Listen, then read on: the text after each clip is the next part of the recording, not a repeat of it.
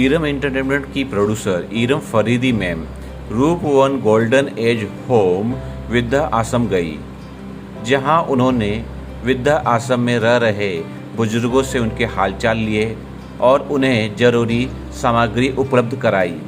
वृद्ध आश्रम में रह रहे व्यक्तियों की जानकारी जब वो ले रही थी तो उनके बारे में जानकर वो बहुत ही भावुक हो गई।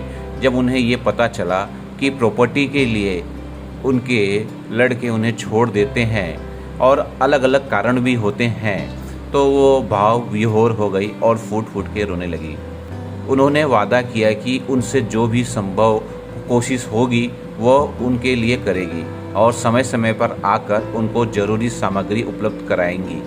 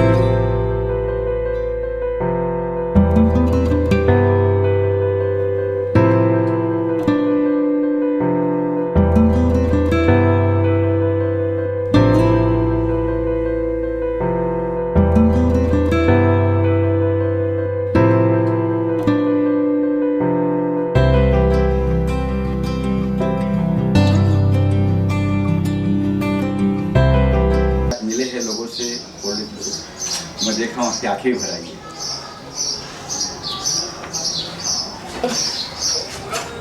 शब्द नहीं, कोशिश कर रही हूँ बोलने की। ये एक ऐसी जगह है जहाँ के ना दुनिया की सारी बातें ख़त्म हो जाती हैं। इंसान जानते हैं सब मंदिर मस्जिद ऊपर वाले को याद करने के लिए, लेकिन हम इंसान डरते नहीं हैं गलत चीज़ों से, और इसीलिए इतना पाप हो रहा है इस दुनिया में, इतना कुछ हो रहा है। आज जो मैंने असलियत देखी ये यहाँ पे आके, और कुछ बुज़ुर्गों से मिली। ओल्ड एज होम है, रूपवन ओल्ड एज होम, जो कि रूपाली जी द्वारा चलाया जा रहा है, और बड़ा तकलीफ़ हुई। इसलिए तकलीफ़ हुई, मैं उन औलादों से पूछना चाहती हूँ कि ऐसी क्या दिक्कत है, ऐसी क्या तकलीफ़ है आपको, जिन माँ बाप ने पाल पोस के बड़ा किया। एक माँ अपनी शरीर की, जब एक बच्चा पैदा होता है तो सारी हड्डियाँ टूटने के बराबर का दर्द होता है, वो दर्द सहकर आपको पैदा किया, और आप इतने गिर गए, और सच में मैं ये बात कहने से नहीं डरती, क्योंकि दिल से रो रही हूँ उस बात के लिए, ये देख कर कि मतलब ये हालात हैं हम बुज़ुर्गों के। अगर आपकी उम्र हो गई, आप अगर कुछ कर नहीं पाएंगे, या आपका टाइम हो चुका है, लोग जो औलादों को लगता है या वो कुछ करने लायक नहीं है, तो इसका मतलब आप उनको ऐसे छोड़ देंगे और आप सब भूल जाते हैं। माँ बाप को आपने नहीं माना तो धिक्कार है आप पे धिक्कार है औलाद होने का। और थैंक यू रूपाली जी, आप इतना अच्छा काम कर रही हैं।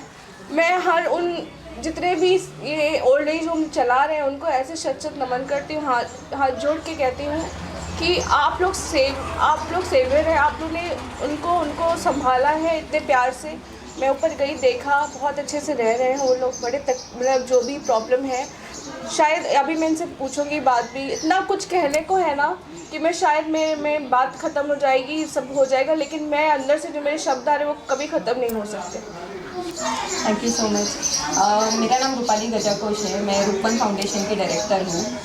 मैं ये आश्रम पिछले 5 साल से रन कर रही हूँ न्यू पनवेल में, और काफ़ी बुज़ुर्गों को मैंने सेवा दिया है ये 5 साल में, लेडीज़ जेंट्स, काफ़ी टाइप के अपने पास में पेशेंट्स हैं जो चल फिर सकते हैं, जो चल फिर नहीं भी सकते हैं। तो इरम मैम ने काफ़ी अच्छा डोनेशन दिया है हमें, जिसमें डाइपर्स, जो हमें मेन और बेसिक रिक्वायरमेंट होती है आश्रम में, डाइपर्स की, कॉटन रोल, डस्टिंग पाउडर, ये सब, और मेडिसिन की मेजरली, तो ये सब इरम मैम ने दिया है। And thank you so much ma'am.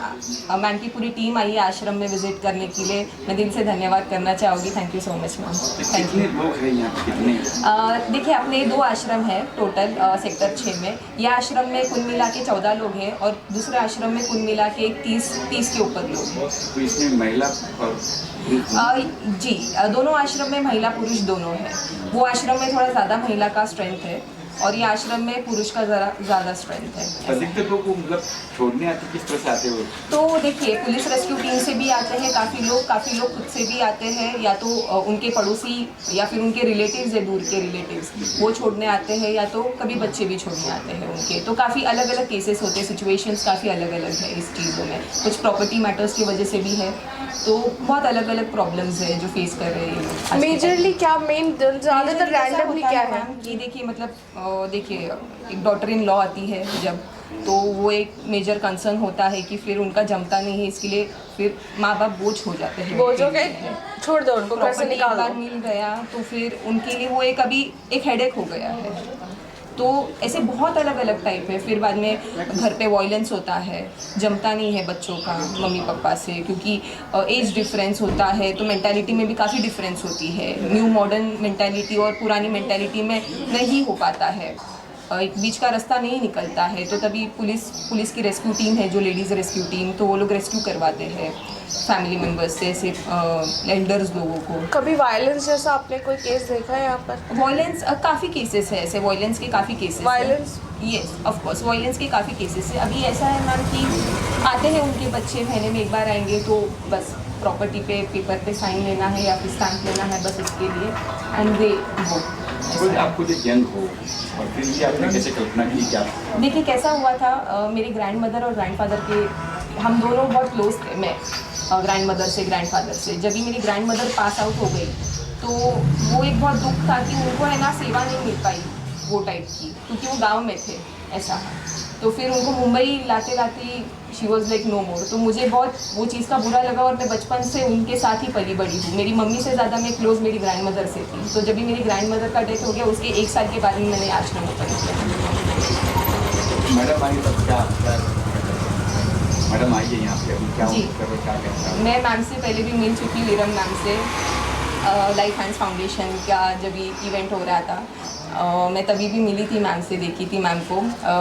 मतलब इतने बड़े दिग्गज जब आते हैं हमारे पास में, ऐसा कभी हुआ नहीं है कि कोई आया है।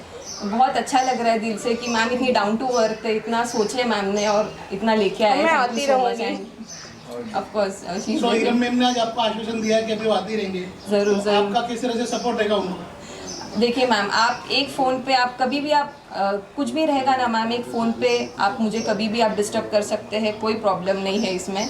और थैंक यू सो मच, मतलब मैं शब्दों से बयान नहीं कर पा रही हूँ कि आप मतलब एक कितना हेल्प दिए है। मुझे आपसे कुछ नहीं चाहिए, बस मुझे एक प्रॉमिस चाहिए कि आप जो केयर कर रहे हैं लोग का, आप बिल्कुल yes, end of my life तक ये चीज़ चलता रहेगा। जब तक मेरे दिल में जाने तब तक मैं ये काम करती रहूँगी देना। अभी तक हमने सुना है कि डोमेस्टिक वायलेंस के बारे में कि हस्बैंड वाइफ इसका होता है। अभी इन्होंने एक नया कहा है कि डोमेस्टिक वायलेंस घर में माँ बाप के साथ में भी होता है, और आप डोमेस्टिक वायलेंस का शिकार हो चुकी है, तो आप इसके बारे में क्या कहना चाहोगे, जरा बताइए। बिल्कुल, मैं तो उस परिस्थिति में थी कि मेरा निकलना ही मुश्किल था, और बट मेरे अंदर की जो आत्मशक्ति थी वो कभी मरी नहीं थी, और मैंने विश्वास ऊपर वाले पे छोड़ा नहीं था। तो उस ताकत से मैं बाहर निकल के आई, प्रॉब्लम से आज भी लड़ रही हूँ। लेकिन हाँ, एक बात ठान ली कि जब तक जीऊँगी लोगों के लिए कुछ ना कुछ ज़रूर करती रहूँगी, क्योंकि उसी ताकत ने मुझे ज़िंदा रखा है। और आज यहाँ पे आने के बाद ये सच्चाई और दिख गई मुझे कि मैं चाहती हूँ, मैं सरकार से कहती हूँ, मैं गवर्नमेंट से कहती हूँ हाथ जोड़ के कि कुछ ऐसा कानून बनाए कि ये जो प्रॉपर्टी का इशू है, और इतने मेहनत से माँ बाप हमारे प्रॉपर्टी घराना बनाते हैं, अपने बच्चों को पालते हैं, उनका भविष्य देखते हैं, आपके दिल में कैसे, आप कहाँ से ऐसा आता है आपके दिल में कि आप उनको घर से निकाल देते हैं? इससे बुरा कुछ नहीं हो सकता। मैंने जो आज देखी है, शायद मुझे बहुत टाइम लगेगा, क्योंकि मैंने जो रियलिटी देखी है, मैं बहुत दिल से अंदर से भावुक हूँ। हाँ सर। आज से जो आप इनिशिएटिव शुरू कर रहे हैं, old age care initiative program, जी। तो इसको आप कहाँ तक लेके जाओगे, इसका आपका आगे के प्लान्स क्या है? मैं चाहती हूँ ये ओल्ड केयर इनिशिएटिव्स जो मैंने लिया है, आज पहले भी मैंने 3 इनिशिएटिव्स लिए हुए थे, ये मेरा चौथा इनिशिएटिव है, और मैं इसको लेके सरकार तक जाना चाहती हूँ। मैं चाहती हूँ कि हमारी सरकार इस चीज़ को बहुत सीरियसली समझे कि जब माँ बाप के दिए संस्कार को जब लोग भूल जाते हैं, तो इससे ज़्यादा हमारी जो यूथ आ रही है वो आगे क्या करेगी, तो ये बताना ज़रूरी है। ऐसा कोई कानून लाया जाए, और मैं ये चाहती हूँ, मैं इनिशिएटिव यही इसलिए लिया कि ऐसा कोई कानून बनाया जाए कि इन लोगों को ऐसी तकलीफ तो कम से कम ना हो, और ऐसे ओल्ड एज होम और बनाए जाए जिस तरीके का रूपाली जी कार्य कर रही है। जो डोमेस्टिक वायलेंस हो रहा है इन लोगों के साथ में, उसके बारे में आपको क्या फील है?